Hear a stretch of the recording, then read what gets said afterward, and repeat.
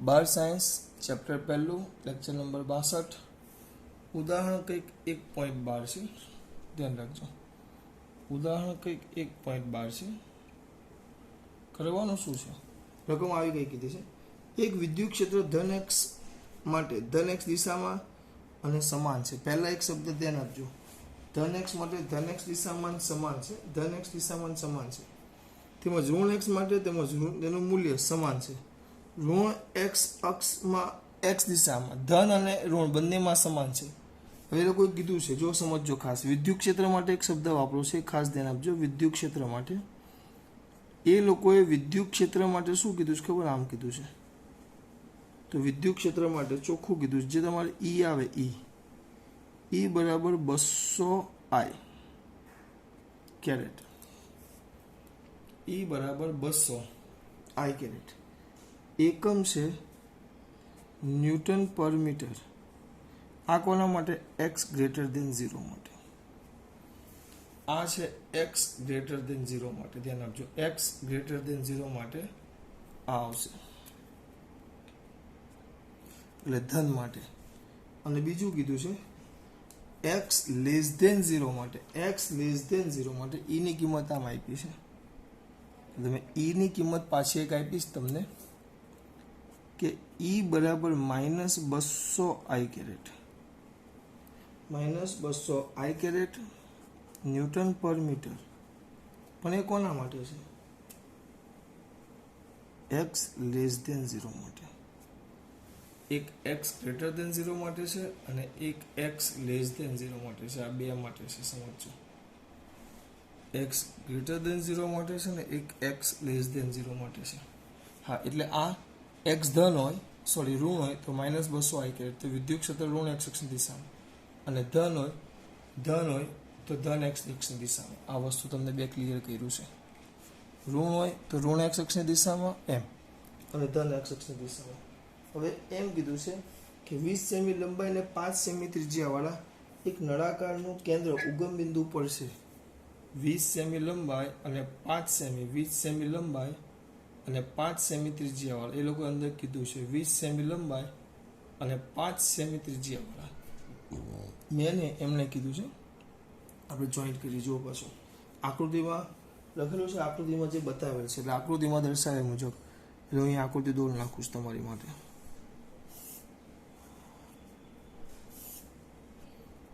આમ છે જો આ નળાકાર છે બરાબર અને ઉગમ બિંદુ એનું કેન્દ્ર અહીંયા ઉગમ બિંદુ પર છે તમે આમ દોરો તો આ x અક્ષ લઈ લો x અક્ષ બરાબર અને આમ ઉપરથી લઈ લો આ x તમારી આપણે x અક્ષમાં જ વિદ્યુત ક્ષેત્રની વાત કરી છે આની જે લંબાઈ આપી છે નળાકારની લંબાઈ ધ્યાન રાખજો ખાસ નળાકારની લંબાઈ કેટલી છે વિપુલ પટેલ કેટલી કીધી છે 20 સેમી લંબાઈ ને 5 સેમી ત્રિજ્યા તો નળાકારની કિંમત આપેલી છે લોકોએ નળાકાર માટે અહીંયા લખીએ આપણે કોના માટે નળાકાર માટે કિંમત પણ આપેલી છે જો નળાકાર માટે એની લંબાઈ L બરાબર 20 સેમી અને એની ત્રિજ્યા આપેલી છે R બરાબર 5 સેમી એ લોકોએ કીધું જ છે L બરાબર 20 સેમી અને R બરાબર 5 સેમી કમ્પ્લીટ એક 20 સેમી એક 5 સેમી કમ્પ્લીટ આપેલું છે નળાકાર માટે બરાબર હવે કઈ કરવાનું તમારે આની સાથે સંકળાયેલું પહેલા કીધું છે કે એક સપાટી છે +10x મીટર બીજી છે -10x મીટર એટલે અહીંયાથી આ અંતર કમ્પ્લીટ 20 છે ઉગમ બિંદુ છે આ લંબાઈ 20 છે આ 20 સેમી છે એટલે આ અંતર તમારું થયું 10 સેમી અને આ પણ અંતર થયું તમારું 10 સેમી આ તમારું ઉગમ બિંદુ O કેન્દ્ર પરનું આ બાજુનું એક સપાટી છે -10 સેમી આ ઋણ x અક્ષ છે આ x અક્ષ પણ ઋણ આ x અક્ષ પણ ધન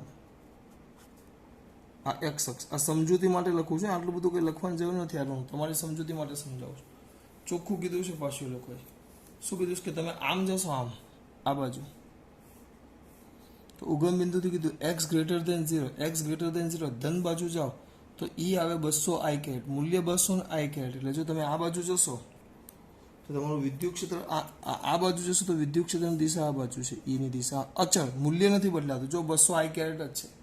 પેલામાં તો હતું કંઈક હતું આલ્ફા એક્સ સ્ક્વેર આઈ કેરેટ એવું કંઈક હતું. અહીંયા એ અચળ છે, એ નથી બદલાતું, એ તો ફિક્સ જ છે.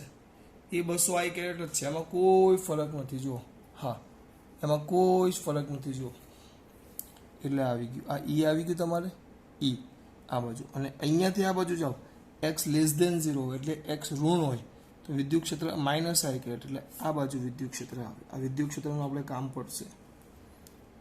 ધન બાજુ આ બાજુ આવે ને ઋણ બાજુ આમ આવે. એટલે ઉગમ બિંદુથી ધન તરફ જાઓ તો વિદ્યુત ક્ષેત્ર ધન એક્સ અક્ષ તરફ, અને ઋણ તરફ જાઓ તો વિદ્યુત ક્ષેત્ર ઋણ એક્સ અક્ષ તરફ.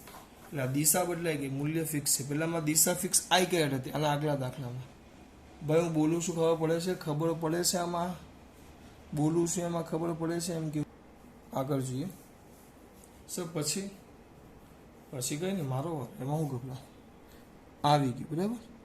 હવે તમારે આની સાથે સંકળાયેલું પહેલાં દરેક સપાટ બાજુઓની બહાર આવતું કુલ ફ્લક્સ શોધવાનું છે.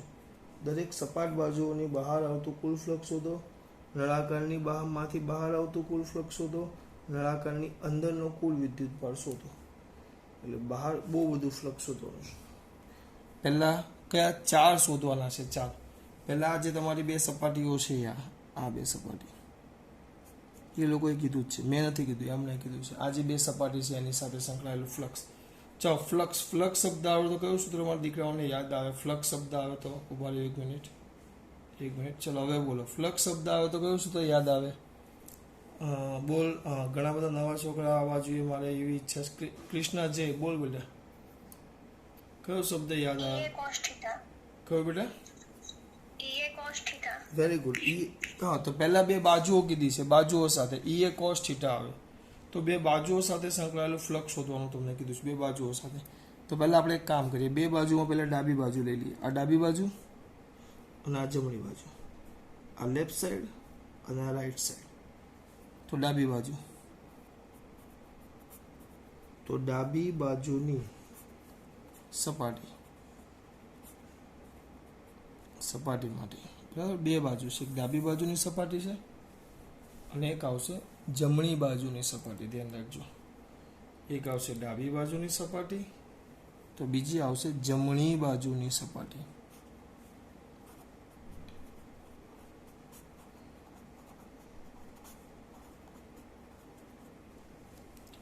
એક આવે ડાબી બાજુની સપાટી અને એક બીજી આવે જમણી બાજુની સપાટી. ચલો મારા દીકરા, ડાબી બાજુની સપાટી કોઈ બોલશે? ડાબી બાજુની સપાટી, એક ડાબી બાજુ. ચલો, એટલે આ ડાબી બાજુ થાય ને આ જમણી બાજુ થાય. આ લેફ્ટ અને આ રાઈટ, બરાબર.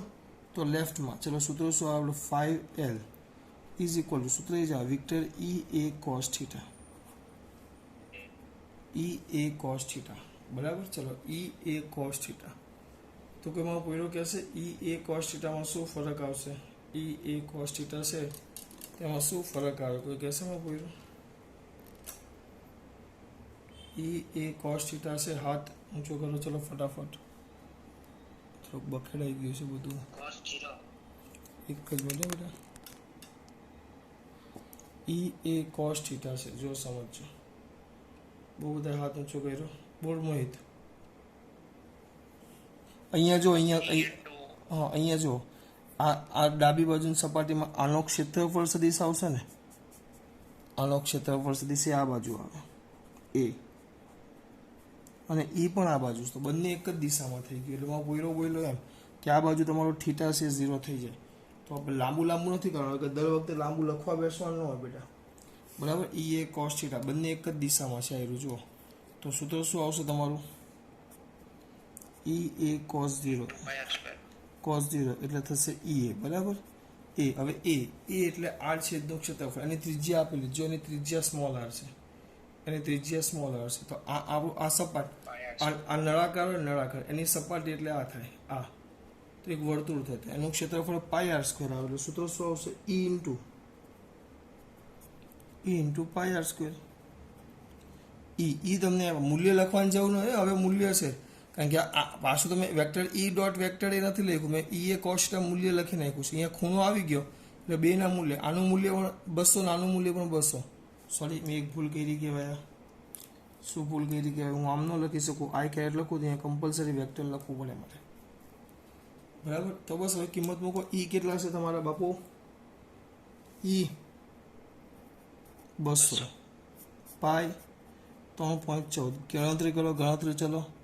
આ છે 5 સેમી, તો 5 ગુણ્યા 10⁻², એનો વર્ગ. ચલો જવાબ લાવો. 5L કેટલા બેટા? અવાજ નો આવ્યો. 1.57 ન્યૂટન પર કુલમ ઇન્ટુ મીટર સ્ક્વેર પર કુલમ. ઓકે, ચાલો આ આવી ગયો. જો તમારે આ એ ના બે કિંમત કરું છું, એ કરાવું છું. એમાં બંને જે સપાટી છે એની સાથે સંકળાયેલું ફ્લક્સ કીધું છે. બંને જે સપાટી છે એની સાથે સંકળાયેલું ફ્લક્સ કીધું છે દીકરા. બરાબર. તો હું તમને એ પર ધ્યાન અપાવું છું. હવે જમણી બાજુ માટે, તો જમણી બાજુ માટે શું થાય? અહીંયા ધ્યાન આપજો. જમણી બાજુ, તો જમણી બાજુ માટે એ જ 5R, કોઈ ફરક ન પડે. ચાલો લાગી પડો. પણ વિદ્યુત ક્ષેત્ર હવે આ બાજુ છે, આ ભૂલ ન થવી જોઈએ. તો વિદ્યુત ક્ષેત્ર આ બાજુ છે. આનો ક્ષેત્રફળ સદિશ લેશો મારા દીકરા, તો કોઈ પણ સપાટીનો ક્ષેત્રફળ સદિશ લો તો એ સપાટીને બહારની તરફ લંબ હોય, આમ આમ. એટલે આ બાજુનો ક્ષેત્રફળ સદિશ પણ આ બાજુ જ આવે, EA. તો બંનેનો પર ધ્યાન આપો તો સિમ્પલ વસ્તુ છે. 5R તો ઇઝ ઇક્વલ ટુ સૂત્ર EA cos θ જ આવે. એક સરખું બેઠું જ આવશે. ટાઈમ બગાડતો હું તો એકદમ સ્પીડમાં લખી નાખું છું. Is equal two EA is equal two E into πr² is equal to direct જવાબ લખી નાખું છું 5R. દેખાય ને તો કહેજો. 5R બરાબર 1.5 ન્યૂટન પર કુલમ ઇન્ટુ મીટર સ્ક્વેર. બેટા ક્લિયર દેખાય છે ને દરેકને? એકદમ સ્પષ્ટ. મોબાઈલ બદલી નાખ્યો છું એટલે ચલો વાંધો નહીં. આટલામાં ખબર પડી મારા દીકરાઓને? આ તમારો પહેલો કિસ્સો. આ તો ખાલી તમારે કઈ સપાટી આવી? આ કયો ભાગ આવ્યો? ખાલી તમારો એ આવ્યો. ખાલી 2 આર છેડે આવ્યો, ડાબી જમણી. હવે વક્ર સપાટી કીધી છે. વક્ર આપણે પાછળ બી સેક્શન લઈએ. કઈ સપાટી કીધી છે? વક્ર સપાટી. ધ્યાન આપજો ખાસ. બી સેક્શન. એમાં વક્ર સપાટી માટે, તો વક્ર સપાટી માટે હું આખું નહીં લખીશ, આકૃતિ આગળનું આકૃતિનો જ ઉપયોગ કરશું આપણે વક્ર સપાટી માટે. જોઈએ તો ચલો, આનો ક્ષેત્રફળ સદિશ ક્યાં છે બેટા? ક્ષેત્રફળ સદિશ આનો તમે આમ દોરો તો કમ્પ્લીટ, કારણ કે આ નળાકાર આવે આમ છે આમ, તો નળાકારમાં કોઈ પણ બાજુ ઉપર જશે. આનો ક્ષેત્રફળ સદિશ એ ઉપર આવે, ગમે ત્યાં દોરો. અને ઈ ગમે તે બાજુ લેશો, ઈ હંમેશા એની આ સપાટીને ગમે ત્યાં તમે ખંડ લો તો ઈ તો આમ જ આવે, આમાં. ક્ષેત્રફળ સદિશ લંબ હંમેશા બહાર તરફ જો. એટલે આ વસ્તુ ધ્યાન રાખજો. ઈ તો હંમેશા એક સરખું જ થાય. એટલે એનો મતલબ શું થયો બેટા? એનો મતલબ શું થયો? What is the meaning of that? આનો મતલબ એવો થયો, હા. તો વક્ર સપાટી માટે ધ્યાન રાખજો ખાસ. વક્ર સપાટી માટે સૂત્ર તમારું શું આવશે ખબર? અહીંયા તમારે અહીંયા લખવું હોય તો લખી નાખો કે ઈ. ચાલો પહેલાં ફ્લક્સ 5 જ કહીએ આપણે એને. 5C કહી દઈએ. સરફેસનો S લખી નાખો, 5S. બરાબર. 5S ઇઝ ઇક્વલ સૂત્ર શું આવે? આપણું સૂત્ર બોલો તમારા દીકરાઓ. EA cos θ. અહીંયા બાજુમાં લખવું હોય તો લખી નાખો કે ભાઈ E અને એ બંને એકબીજાને લંબ છે, એટલે તમારો θ 90 થઈ જાય. બરાબર. θ 90 થઈ જાય તો અહીંયા થશે EA cos 90. cos 90 0 થઈ જાય, એટલે એની સાથે સંકળાયેલું ફ્લક્સ 5S સરફેસ સાથે E એ 0 થઈ જાય, કારણ કે cos 90 0 થઈ જાય એટલે 0 થાય. બરાબર. આ તમારું આવી ગયું. આમ તો નંબર ન અપાય, પણ આપણે આપીએ કારણ કે એનો ઉપયોગ કરવાનો છે, કુલ શોધવાનું છે. આ પહેલું, બીજું અને આ તમારું ત્રીજું. 3 નંબર આપણે આપી દઈએ. બરાબર, 3 નંબર આપી દીધા. હવે સમીકરણ 1, 2 અને 3 નો કુલ સી તમને કીધું છે નળાકારની બહાર આવતું કુલ ફ્લક્સ શોધવાનું કીધું છે. સી એમ કીધું છે કે નળાકારની બહાર આવતું કુલ ફ્લક્સ.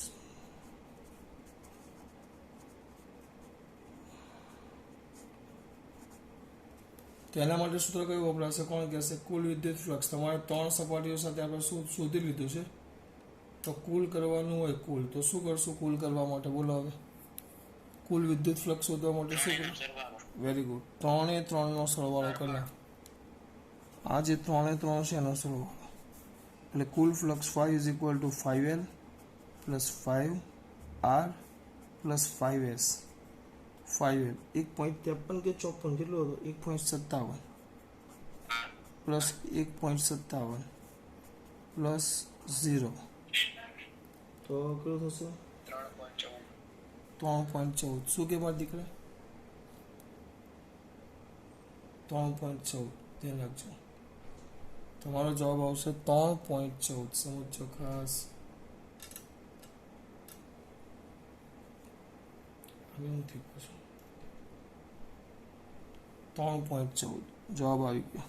એકમ આવશે ન્યૂટન મીટર સ્ક્વેર પર કુલમ. આ કુલ ફ્લક્સ 5 આવી ગયો. હજી દાખલો પછી દાખલો જો કઈ લેવાનો નથી. આ દાખલો પૂછે તો અમુક બામ જેવા મૂકીને આવે, મને ખબર નહીં કે આમાં શું નથી આવડતું. અને ડી કીધું છે, ડી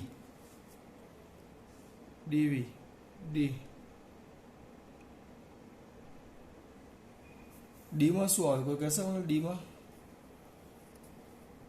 ડી શું કીધું છે કે નળાકારની અંદરનું કુલ વિદ્યુત ભાર શોધવાનું કીધું છે. કુલ વિદ્યુત ભાર.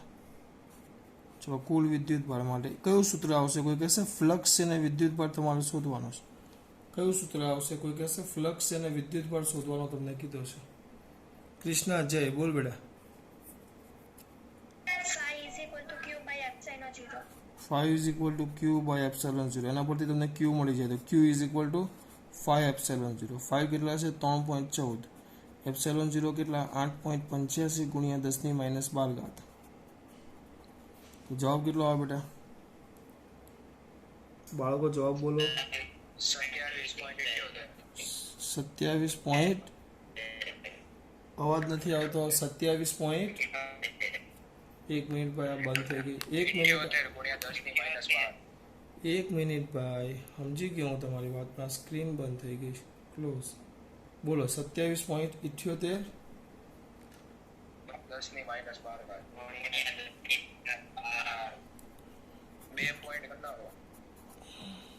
Okay dear. 2.78 ગુણ્યા 10⁻11 ખોલો. આ તમારો ક્યુ. દાખલો પૂરો. આમાં કઈ કર્યું નથી. જો મેન શું હતું ખબર? આકૃતિ. પાછું એકવાર રિવિઝન કરી દઉં છું મારા દીકરાઓને. પાછું એકવાર જોજો ખાસ. બહુ અઘરું કંઈ કર્યું જ નથી બેટા. મેં બહુ સિમ્પલી ચાલુ કર્યું. પહેલાં જે વિદ્યુત ક્ષેત્ર રકમમાં આપેલું એ લખી નાખ્યું, અને નળાકાર માટે એલ અને આર આપી દીધું છે. એલ એટલે કોઈ તમને ખબર પડે 10 સેમી દૂર છે, એટલે કમ્પ્લીટ ઉગમ બિંદુ પર એનું કેન્દ્ર છે. પછી એમ કીધું કે જો તમે જમણી એટલે ધન એક્સ તરફ જાઓ તો વિદ્યુત ક્ષેત્ર જમણી બાજુ છે, આઈ કેરેટ આપ્યું છે, અને ઋણ એક્સ તરફ જાઓ તો વિદ્યુત ક્ષેત્ર ડાબી બાજુ. એટલે આ ખાસ ધ્યાન રાખવાનું, બરાબર. પછી આના માટે તો આનો ઈ અને ઈ બંને એક જ દિશામાં, θ 0 એટલે ઈ એ cos 0, એ બરાબર πr². કિંમત મૂકી 5L, અને આરમાં પણ એ જ આવે. વક્ર સપાટી લેવું તો બંને બાજુ વિદ્યુત ક્ષેત્ર આમ છે, પણ ક્ષેત્રફળ સદિશ ઉપર થાય. એટલે કોઈ પણ બિંદુ લેશો અહીંયા તો ક્ષેત્રફળ સદિશ આમ ઉપર જ જાય, વિદ્યુત ક્ષેત્ર આ બાજુ એટલે લંબ જ થાય. એટલે ખૂણો 90 cos 90 0, એટલે વાર્તા પૂરી 0 વક્ર સપાટી. ઠીક છે. નળાકારનું કુલ ફ્લક્સ તો પેલા 2 વત્તા આ 3 એ 3નો ફ્લક્સનો સરવાળો, તો આટલો આવે. અને કુલ વિદ્યુત ભાર તો સિમ્પલ છે, 5 ઇઝ ઇક્વલ ટુ, કારણ કે ફ્લક્સ છે આપણી પાસે, તો વિદ્યુત ભાર માટે એક જ સૂત્ર આવે, ક્યુ બાય એપ્સિલોન 0. ક્યુને સૂત્રનો કરતા બનાવ્યો અને જવાબ લેવો. બહુ સિમ્પલ દાખલો છે. ચલો બેટા, આમાં ખબર પડી? મારા દીકરાઓને ખબર પડી? હાથ ઊંચો કરો ફટાફટ, ઝડપથી. ચલો, ખાસ વાત. જય શ્રી કૃષ્ણ.